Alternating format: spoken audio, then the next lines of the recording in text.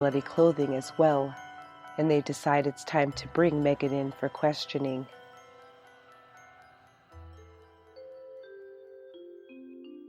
This episode of Murderous Minors is brought to you by Away. Away creates thoughtful products designed to change how you see the world, and they're keenly aware that everyone has a different travel style. That's why they make their carry-on in an array of colors, 2 sizes, and 2 materials, a strong yet flexible polycarbonate and an anodized aluminum. They started with the perfect suitcase, crafted with features that make travel more seamless. Now, they offer a range of essentials that solve real travel problems, so all you have to think about is where you're headed next.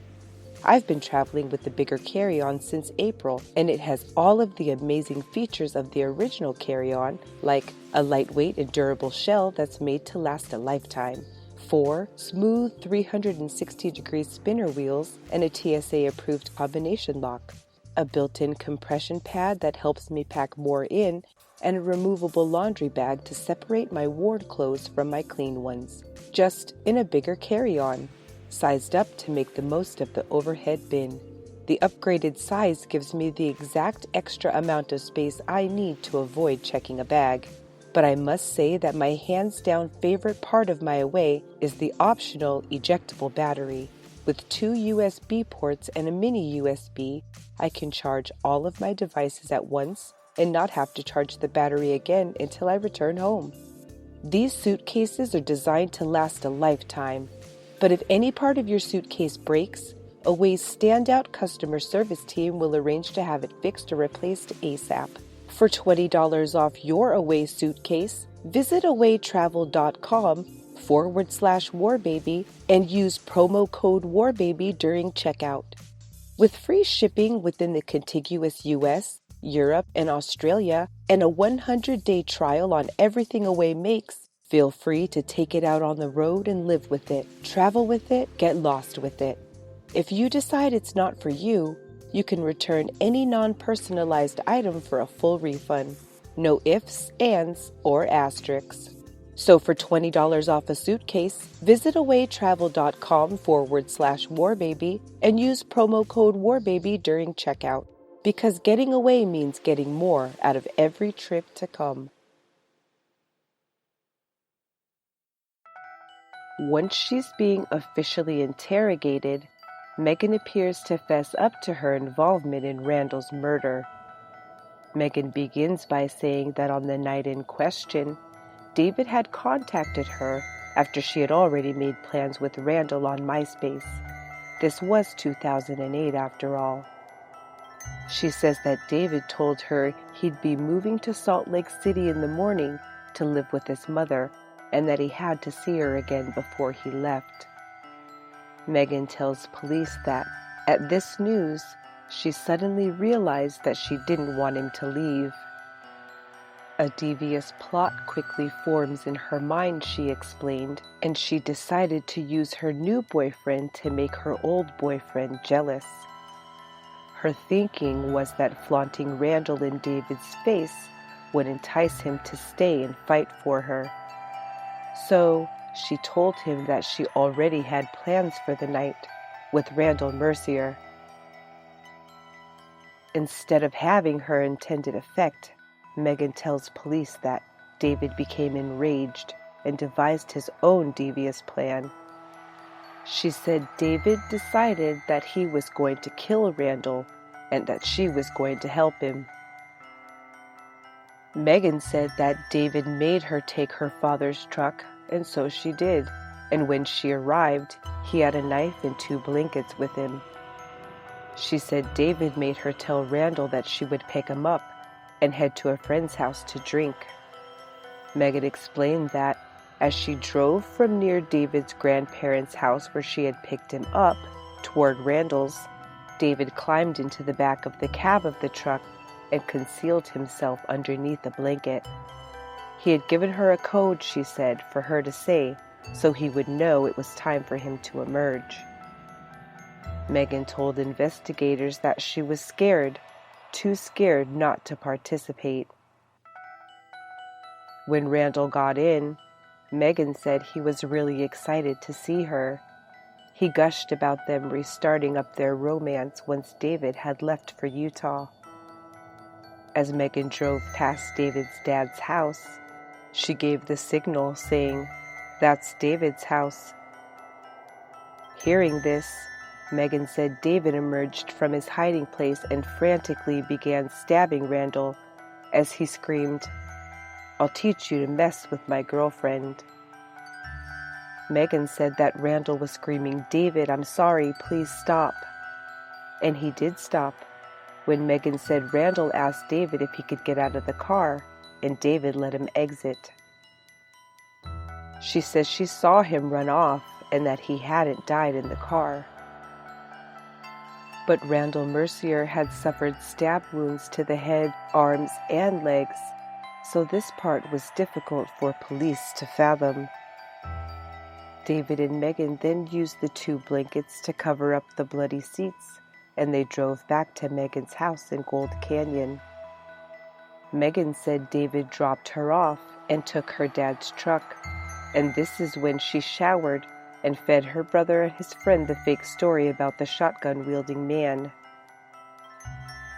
Simultaneously, the U.S. Marshals Fugitive Task Force descended upon David Paulson's mother's home in Salt Lake City, Utah, and took him into custody without incident.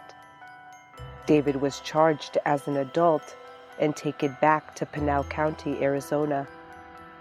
After dropping Meaghan off back at her home after Randall's murder, David had abandoned her father's work truck and walked back to his grandparents' house. The interior of the truck had an incredible amount of blood inside, from all over the seats and floor to the ceiling and dashboard. David walked about 2 miles back to his grandparents, and the unsuspecting couple took their grandson to the airport. They sent him off to visit his mother as planned, not hearing until after he was gone that David was rumored to be dead. David's mother would say later that he arrived to her with a large knot on the back of his head and a deep laceration on one of his forearms. She took him to urgent care when he arrived to have the cut treated. Following his arrest, David invoked his Fifth Amendment right to remain silent and never gave police a statement. He pleaded not guilty. Meaghan was arrested as well, and originally faced a first-degree charge and life in prison like David. However, the state ultimately offered her a plea agreement, a reduced charge of second-degree murder, and a 12-and-a-half-year prison sentence in exchange for her testimony against David Paulson at his trial. When his trial began on July 26, 2011, the defense presented a completely different scenario than the one laid out by Meaghan. They contended that David had killed Randall while fending off an attack. David's attorney's opening arguments pointed to the fact that Randall had brass knuckles, and David had a large bump on the back of his head the next day, according to his mother. Meaghan had given police the bloody brass knuckles and told them they had belonged to Randall and that she had gotten them the night he was killed. Randall, the defense said, was the one who had hidden beneath the blanket and erupted in rage with the knife unexpectedly. But the prosecution had online and text messages sent between the teens, something they may not have considered since this technology was fairly new in 2008. The review of Meaghan's texts and social media developed a clearer picture of the key players' personalities, and it didn't exactly jive with what they'd heard from the 16-year-old girl. What they found was a girl who seemed to be playing 2 boys against each other and manipulating both of them in the process. The incriminating messages between David and Meaghan stretched back weeks, discussing and dancing around the idea of killing Randall. It appeared that Meaghan's level of involvement in Randall's murder was much higher than she had let on. However, this hadn't stopped a plea deal from being offered. It seemed that what the state really wanted was a first-degree conviction for the individual they felt had wielded the knife. Meaghan was one of only 2 living witnesses to what happened in that truck, and they wanted to put her on the stand, regardless of whether she had lied in the past or not. The state's strategy paid off, as the jury found David Paulson guilty of first-degree murder after a 2-week trial. On September 12, 2011, he received life in prison. David Paulson is required to serve 25 years in prison before he's eligible for parole in June 2033. David has worked as a barber, a tutor, and in a warehouse while incarcerated, and has had no disciplinary infractions. He filed an appeal, which was denied in 2012. One of the contentions listed within was that the court had limited the defense's ability to present evidence about Randall's character. David felt that in his trial, he should have been able to introduce the victim's toxicology results, showing he was under the influence of numerous intoxicants at autopsy. Not only that, but David felt that he had proof that Randall Mercier had both gang and white supremacy ties, and that both pieces of evidence could have pointed toward a propensity for violence. But the appeals court found there had been no abuse of discretion at trial in keeping this information from the jury. Come to the Facebook group to see what I found out. Meaghan Rice is scheduled for completion of her 12-and-a-half-year sentence in December 2020, when she'll be 29 years old. In 2012, Meaghan made #1 on a list of hottest women currently behind bars, based on pictures she had included with her request for correspondence on an inmate pen pal seeking website. Meaghan has worked as a computer tech, a porter, and on the floor crew. Since entering prison in 2012, Meaghan has racked up a staggering 25 disciplinary infractions, all the way up to January of 2019. Multiple infractions for tattoos and piercings, smoking, being disruptive, violence, theft, contraband, and violation of institutional rules exist on her current record. Like David Paulson, Randall Davis Mercier had moved to Apache Junction recently, but he had lived there before.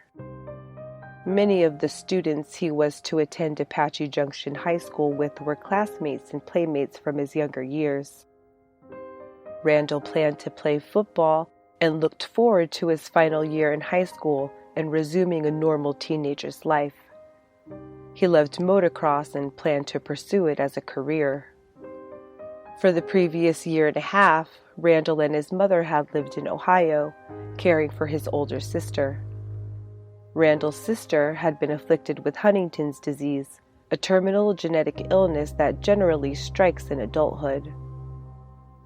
Individuals whose parents both carry the gene have a 50% chance of inheriting the disease, which slowly restricts those who have it with spasms and uncontrolled movements, combined with the diminishing of cognitive function. The patient basically becomes trapped within their own bodies, requiring 24-hour care, sometimes for years to decades. The breakdown of physical, cognitive, and emotional functioning of the patient generally progresses over an agonizing 10 to 20-year period, as the breakdown of nerves in the brain continue on and on until death. On a side note, another true crime case I recall being connected to Huntington's disease is the 2003 case of Georgia mother Carol Carr. On June 8, 2003, the 62-year-old mother shot 2 of her 3 grown sons to death in their nursing home. Huntington's disease had haunted and traumatized generations of her late husband Hoyt's family. Carol had cared for her husband after his diagnosis in his 30s, after he was already a married father of 3 sons. By the time Hoyt passed away in 1995, sons Randy and Andy Scott were both symptomatic. Carol went from caring for Hoyt to caring for two ill sons. Her surviving son,